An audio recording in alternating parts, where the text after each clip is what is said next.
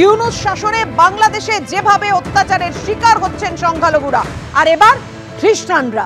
বড়দিনের রাতে যখন উৎসব চলছিল, তারা প্রার্থনা করছিলেন, সেই ছবি আপনাদের সামনে রেখেছি। দেখছেন কিভাবে ধূলিসাৎ হয়ে গেছে, একেবারে আগুনে পুড়িয়ে দেওয়া হয়েছে, ছাই হয়ে গেছে বাড়িগুলো। বড়দিনের রাতে খ্রিস্টানদের বাড়িতে আগুন লাগিয়ে দিল মৌলবাদীরা। আর এর পাশাপাশি আপনাদের দেখাবো অন্যদিকে পাসপোর্ট কাণ্ডে পুলিশকে ভর্ৎসনা বিচারকের। আমাদের সঙ্গে দুই প্রতিনিধি রয়েছেন, অর্ণব মুখোপাধ্যায় এবং আবির দত্ত। প্রথমেই চলে যাব অর্ণবের কাছে। অর্ণব, ঠিক কি হয়েছিল বড়দিনের রাতে? আমরা দেখতে পাচ্ছি কিভাবে খ্রিস্টানদের বাড়িতে একের পর এক বাড়িতে 17টি বাড়িতে আগুন লাগিয়ে দিয়েছে মৌলবাদীরা। বাংলাদেশের সেই ঘটনা জানাও আমাদের বিস্তারিত।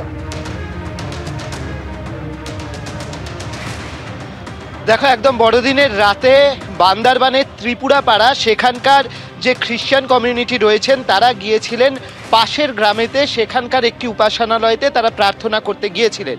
কিন্তু সেখানে তারা যখন প্রার্থনা করতে যান, পরবর্তী সময় তারা খবর পান যে তাদের যে বাড়িগুলো আছে তাতে আগুন লাগিয়ে দেওয়া হয়েছে, এবং তারা যখন ফেরেন গ্রামে দেখেন প্রায় সব ভস্মীভূত হয়ে গিয়েছে, তাদের 17টি ঘর জ্বলে শেষ হয়ে গিয়েছে, কিছুই অবশিষ্ট নেই। অর্থাৎ এই সময় বান্দরবানে কিন্তু টেম্পারেচারও যথেষ্ট কম রয়েছে, রীতিমতো শীত, এবং সেই শীতের সময় তারা গিয়েছিলেন উপাসনালয়েতে প্রার্থনা জানাতে। কিন্তু প্রার্থনা জানিয়ে ফেরার পরে তারা দেখলেন যে তাদের সর্বস্ব শেষ হয়ে গিয়েছে, এবং তারা এই শীতের রাতে খোলা আকাশের নিচে এসে দাঁড়িয়েছেন। এর আগে যেটা দেখা যাচ্ছিল যে মৌলবাদীদের আক্রমণের লক্ষ্য কিন্তু বারবার হচ্ছিল হিন্দুরা, তাদের উপাসনালয়, তাদের সমস্ত সম্পত্তির ওপর অগ্নিসংযোগ ভাঙচুর, এই ঘটনা ঘটছিল। কিন্তু শুধু যে হিন্দুরা নয়, সংখ্যালঘুরাই হচ্ছে একদম টার্গেট, সেটাই খ্রিস্টান কমিউনিটির ওপর যে আক্রমণ সেটা বুঝিয়ে দেওয়া হলো। অন্যদিকে তদারকি সরকারের পক্ষ থেকে বলা হয়েছে যে বিষয়টি তদন্ত করে দেখা হচ্ছে। কিন্তু যেটা প্রশ্ন উঠছে যে এই সরকার যখন সুরক্ষা দিতে ব্যর্থ, তখন আদৌ কি তারা তদন্ত করে সঠিকটা বের করবেন, নাকি তারা যারা অপরাধী তাদেরকে আড়াল করার চেষ্টা করবেন? কিছুদিন আগেই বিএনপির যে নেতা রয়েছেন সেই রিজভী, তিনি একটি পোস্ট করেছিলেন যে এই বড় দিনে কেন কাউকে শুভেচ্ছা জানানো উচিত নয়, কেন এটা পালন করা উচিত নয়, এই মর্মে মৌলবাদীদের বক্তব্য তিনি পোস্ট করেছিলেন। এবং এই পুরো বিষয়টি যেটা দেখা যায় যে বাংলাদেশ জুড়ে এই ধরনের প্রচার হতে শুরু করে, এবং তারপরে বড়দিনের রাত্রে এই ধরনের যে আক্রমণ, সেই আক্রমণই বুঝিয়ে দিচ্ছে যে এই ঘটনা কারা ঘটিয়েছেন, খুব স্পষ্ট করে দিচ্ছে। পোস্ট এবং তারপর একেবারে একের পর এক বাড়ি পুড়িয়ে ছাড়খাড় করে দেওয়া হলো। অর্ণব, তুমি আমাদের সঙ্গে থাকো, স্থানীয় মানুষজন তারা কি বলছেন রাখবো আপনাদের সাথে।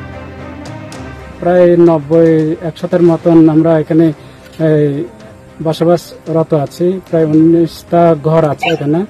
19টা ঘরের মধ্যে 16টা ঘর পুড়ে গেছে। তো রাত থেকে আমরা আমাদের একটা ক্রিসমাস উৎসবের জন্য আমরা গির্জায় গেছিলাম, আর আমাদের সাংস্কৃতিক অনুষ্ঠানও ছিল, ওখানে যোগদানের জন্য গেছিলাম।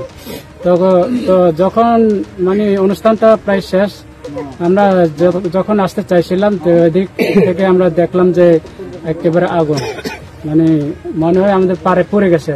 তো ওখানে মানে দূরের থেকে দেখছি যে সব ঘর পুড়ে গেছে। এর আগে আমাদেরকে একটা হুমকি দিচ্ছিল এরা, কয়েকজন লোক, স্থানীয় লোক, মানে এরা বিভিন্নভাবে আমাদেরকে ঘর বাড়ি পুরা দিবে, আর আমাদের বিভিন্ন জানে মেরে ফেলার একটা হুমকি করছিল।